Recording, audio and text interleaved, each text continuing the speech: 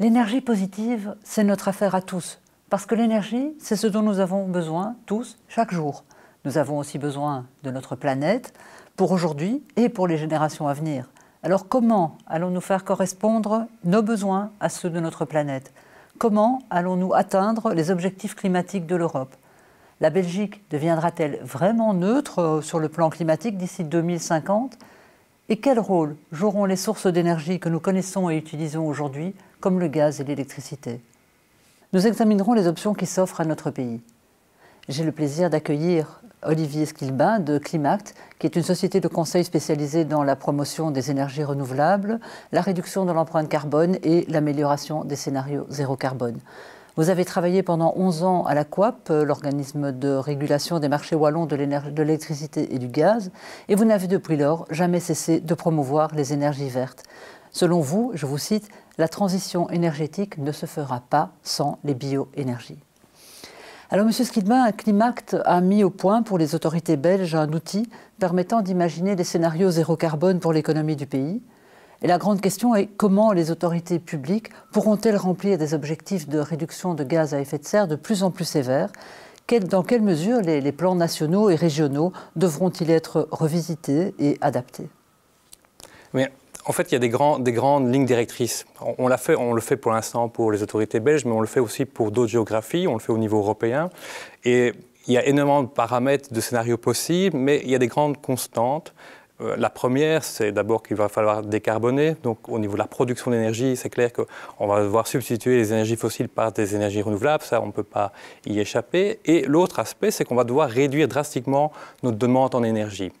En gros, il n'y a aucun scénario qui permette d'atteindre ce qu'on appelle le zéro carbone en 2050 sans une réduction d'environ la moitié de notre demande d'énergie par rapport au jour d'aujourd'hui. Et c'est possible d'y arriver tout en maintenant une activité comme on le connaît maintenant, mais ça nécessite des changements de comportement, que ce soit au niveau du transport, au niveau du logement, au niveau de l'alimentation.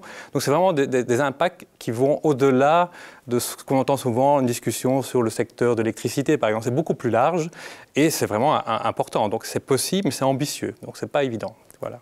Est-ce qu'on est là sur le long terme? Parce qu'on parle beaucoup de 2050, mais je suppose qu'il y a des actions qui peuvent déjà être entreprises plus rapidement. Par exemple, est-ce que vous pourriez nous citer quelques quick wins qui pourraient être engrangés dans les 10 prochaines années pour déjà réduire les émissions? Oui, c'est ça qui est difficile, c'est qu'en fait, on n'a plus beaucoup de temps pour se poser des questions. Des options doivent être prises d'ici, on a peut-être 5 ans maximum pour prendre des options. Alors, une option phare, c'est notamment la réduction de la consommation d'énergie dans le logement. Donc ça, c'est ce qu'on appelle les stratégies de rénovation qui vont imposer dès maintenant d'augmenter le taux de rénovation de nos habitations avec des rénovations ce qu'on appelle profondes, hein, où après rénovation, on ne consommera plus que 20% de ce qu'on consommait actuellement comme énergie. Donc c'est vraiment ambitieux parce qu'il faut des équipes pour faire ça, il faut de l'ingénierie, il faut des architectes, il faut des moyens financiers et il faut quasiment multiplier par 3 le taux de rénovation. Donc, c'est quand même ambitieux. Ça, c'est un premier élément. Alors, on parle de transition. Donc, c'est vrai que les choses vont venir progressivement. Souvent, on a un focus sur l'électricité. Donc, ça, c'est clair que c'est une constante. C'est que le vecteur électrique va augmenter. Hein, on va peut-être augmenter probablement de 50% la quantité d'électricité dont on aura besoin pour se chauffer, pour se déplacer. On parle beaucoup de ces équipements-là. Ce qu'on oublie aussi, c'est qu'actuellement, une grande partie de l'énergie qu'on consomme, c'est sous forme de gaz, hein, 2 fois plus, en gros, que l'électricité. Et donc, on va devoir adresser ce problème. Et ça, c'est vrai que notre analyse, c'est que depuis les années 2000, on a eu une volonté de se développer les énergies renouvelables, mais surtout sur le secteur électrique. On a vraiment eu un focus, et avec des très bons résultats au niveau européen, puisque les parts des énergies renouvelables ont augmenté de manière significative. Mais on a un peu oublié le vecteur gaz, qui reste très important, puisqu'il sert dans le chauffage bâtiment, il sert dans l'industrie. Et puis maintenant, on pense aussi qu'il va pouvoir servir dans le transport. Et ça, c'est intéressant parce qu'on dispose, par exemple, en Belgique, d'une infrastructure gazière assez bonne, On est un pays gazier, on va dire, que ce soit au niveau des Bruges, mais aussi au niveau de la distribution en Flandre, l'ensemble du territoire est couvert, en Wallonie, pas l'entièreté, mais une partie quand même importante. Et donc on dispose d'infrastructures qui sont amorties sur des dizaines et dizaines d'années. Donc elles sont là, on les a payées, on doit pouvoir les utiliser.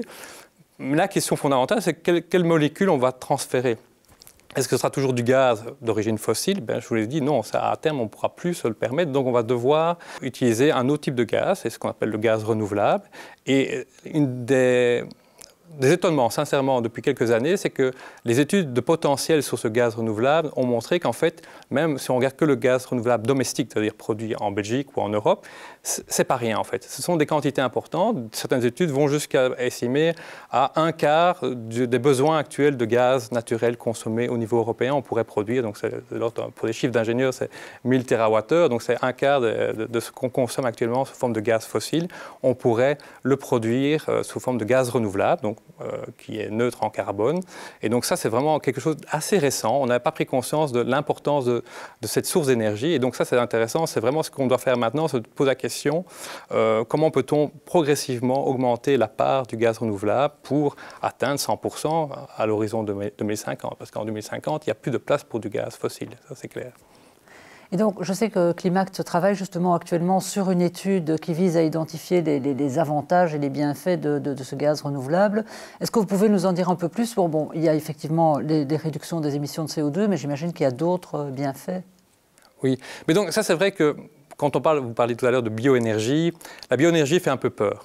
Parce que c'est compliqué, ce sont des cycles compliqués, mais fortement intégrés à notre économie, puisqu'on parle de ressources, de résidus, de déchets qui sont générés par nos activités, que ce soit par l'agriculture, l'agroalimentaire, mais aussi l'ensemble des circuits économiques, comme l'industrie du bois, par exemple. Voilà, on ne sait pas faire une planche sans générer de la sciure.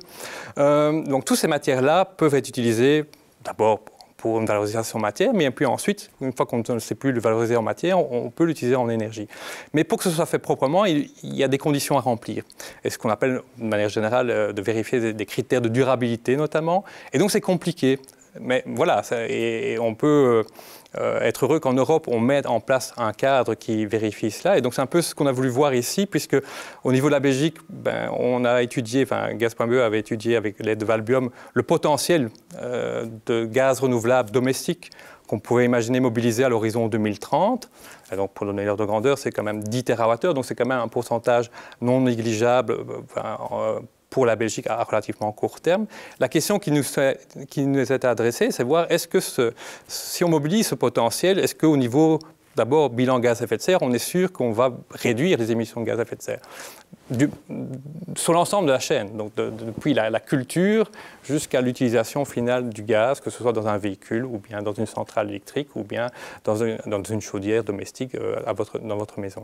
Et donc c'est ce qu'on est en train de faire, et ce qui est assez étonnant et rassurant, c'est qu'on a regardé sur l'ensemble des matières premières identifiées dans ce potentiel. Donc ça part du lisier jusqu'à des déchets de l'agroalimentaire ou de vos jardins.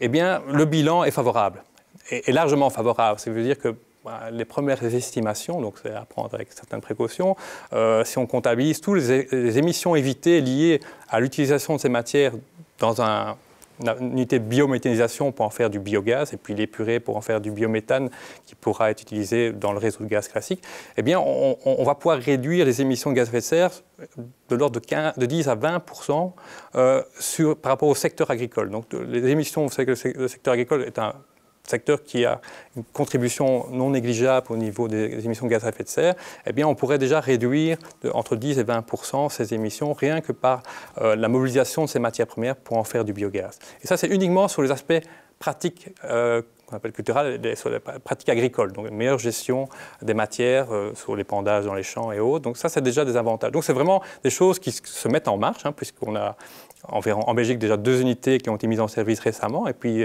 quand on regarde nos voisins, il y a vraiment une croissance importante de ce type d'installation. Et donc, c'est ce qu'on prévoit à l'avenir sur un tel développement. Donc ça, c'est vraiment... Alors, les avantages de ce type de filière, c'est clair, c'est que c'est un petit peu des principes d'économie circulaire, quoi. On parle beaucoup de ça. évidemment, ici, on a des matières, des résidus qu'on va revaloriser dans des cycles relativement courts, localisés.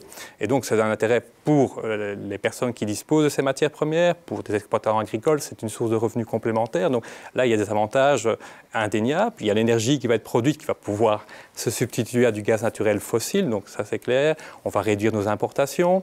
Et puis la biométhanisation, ça produit du biogaz, mais ça produit aussi ce qu'on appelle un digestat, donc qui peut être utilisé comme fertilisant, comme amendement, en substitution de fertilisants chimiques. Et donc, tous ces éléments-là font que, dans l'écosystème, c'est vraiment un ensemble d'externalités positives qu'on est en train de mesurer, d'identifier.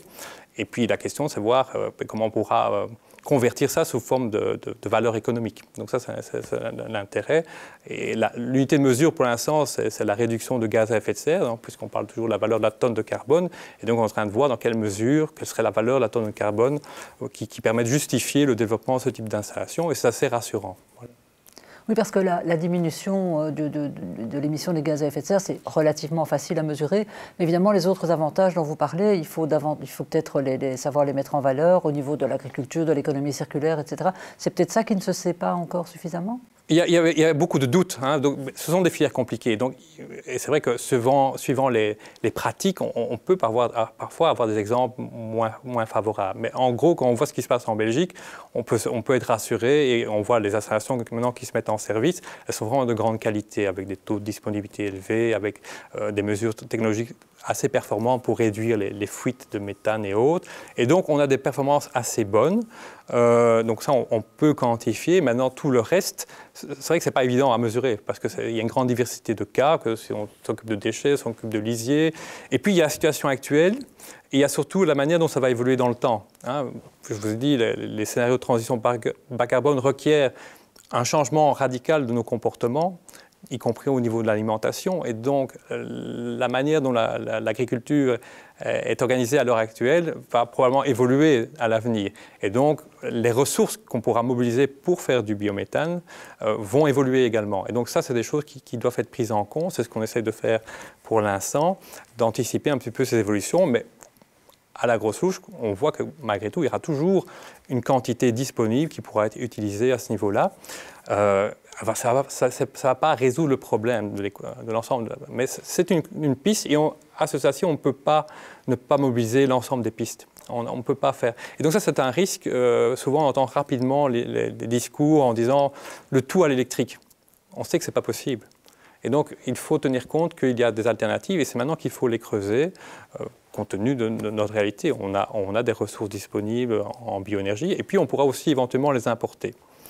Puisque le gaz, on importe du gaz fossile depuis des décennies, on pourrait très bien importer du gaz renouvelable produit sous d'autres géographies. Mais bon, priorité à la production domestique, ça c'est la première chose qu'il faut faire. Vous parlez de quick win, mais il faut commencer à faire ça parce que ça va permettre d'avoir des rentrées financières complémentaires locales. Donc ça c'est l'intérêt.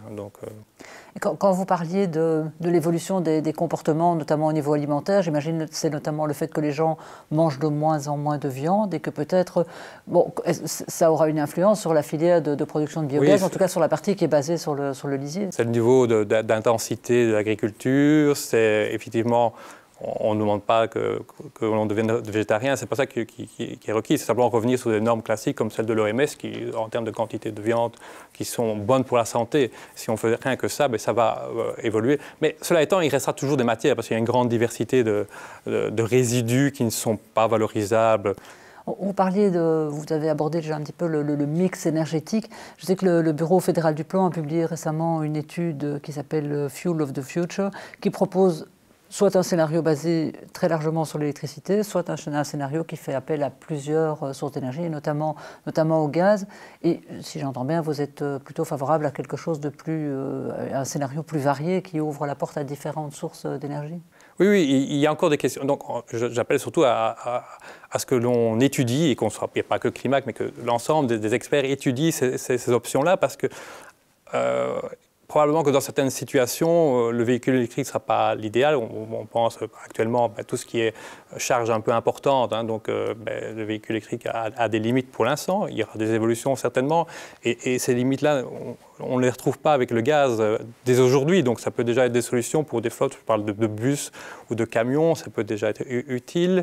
Et puis il y a des zones plus rurales où peut-être qu'en termes de distance à parcourir et autres, un véhicule type moteur thermique est plus approprié.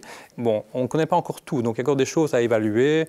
Est-ce qu'il est plus préférable d'utiliser, on parle beaucoup d'hydrogène vert, est-ce qu'il est plus préférable d'utiliser de l'hydrogène vert dans ce qu'on appelle des piles à combustible, qui sont quand même des technologies performantes, mais coûteuses et complexes, un peu comme nos batteries, ce sont des éléments complexes. On peut utiliser cet hydrogène vert en mélange avec du biométhane dans des moteurs classiques. Et donc ça, c'est des options qui ne sont pas encore suffisamment bien étudiées, en tout cas pour la Belgique, et qu'on doit conserver pour l'instant. Parce que voilà, on a une infrastructure gazière, donc redévelopper une infrastructure parallèle, ça a un coût. On en a déjà une, donc ça c'est des questions qu'il faut se poser maintenant. Et bon, les quantités sont plus réduites par rapport à... je parlais tout à l'heure que par rapport à nos consommations de gaz actuelles, on va devoir réduire au moins de moitié, mais que le potentiel identifié de gaz renouvelable est plutôt de 1/4. Ce quart-là, on va devoir se dire à quoi l'utiliser au mieux.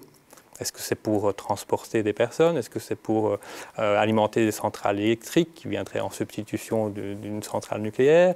Ou est-ce pour chauffer la ville de Bruxelles? Voilà, ça c'est des questions, ou surtout pour l'industrie qui a besoin parfois pour son process absolument d'une combustion de gaz. Et ça, il y a toute une série d'activités où on voit difficilement une certaine substitution. Donc là, il y a des limites et donc dans certains pays, on voit qu'on privilégie l'utilisation du gaz pour certains usages. Et ça, c'est un travail qui doit être fait maintenant en Belgique, qui n'a pas encore été fait suffisamment. Donc, c'est des choses, on verra plus clair d'ici. Et donc, l'étude du Bureau du Plan est très bien parce qu'elle ouvre la voie.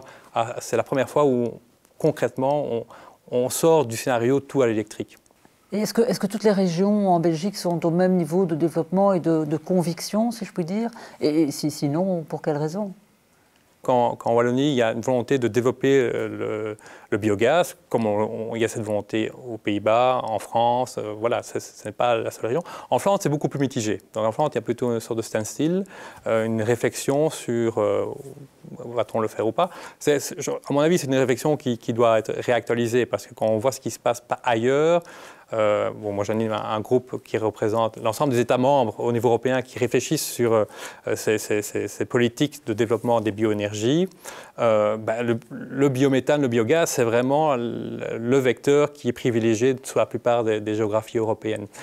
Donc, a priori, ça devrait aussi être le cas sur l'ensemble du territoire de la Belgique, je pense. Mais bon, pour l'instant, c'est clair que c'est surtout la Wallonie qui a l'air de mettre le paquet, on va dire, là-dessus. Et donc, on va voir un développement. On a les premières installations d'injection qui ont été mises en service et qui montrent de belles performances. Donc, c'est rassurant. Et il y a une demande au niveau, principalement d'autorités locales, de pouvoir utiliser, certes, de temps en temps, des véhicules électriques, mais aussi cette solution-là de véhicules qui sont quand même moins coûteux, qui sont plus adaptés à des zones plus rurales, par exemple, et qui pourraient être alimentés par du bio-CNG produit localement. Donc ça, c'est quand même quelque chose qui est assez vertueux, quoi. Et alors, j'ai une dernière question. Qu'est-ce que je pourrais vous souhaiter pour 2021 sur le plan professionnel, sur le plan personnel, puisque nous sommes dans ce magnifique décor de Noël? Écoutez, que ça continue, que ça continue, peut-être pas la crise du Covid, bien évidemment, mais que l'on continue comme ça à être au niveau professionnel, certainement au niveau des projets qui viennent chez nous. En tant que consultant, on est amené à appuyer, aider un grand nombre d'entreprises, et c'est vraiment remarquable de voir l'esprit de créativité dans ce domaine-là. Je trouve qu'on a vraiment de la chance. On voit que la nouvelle génération qui arrive est très moteur. Et donc, que ça continue comme ça, parce qu'on sent qu'il y a vraiment un souffle nouveau, une volonté vraiment de changer. Et je pense que le plus chouette pour nous, c'est de pouvoir continuer à accompagner tous ces projets en 2021 dans la bonne direction. Merci beaucoup, Olivier Squilbin. Notre prochain invité sera Andrea Guerini, secrétaire général de la NGVA, qui est l'association européenne qui promeut l'utilisation du gaz naturel et renouvelable comme carburant de transport. Vous pouvez retrouver ces interviews et d'autres informations sur l'énergie sur le site gaz.be. N'hésitez pas à vous en inspirer et en route vers l'énergie positive.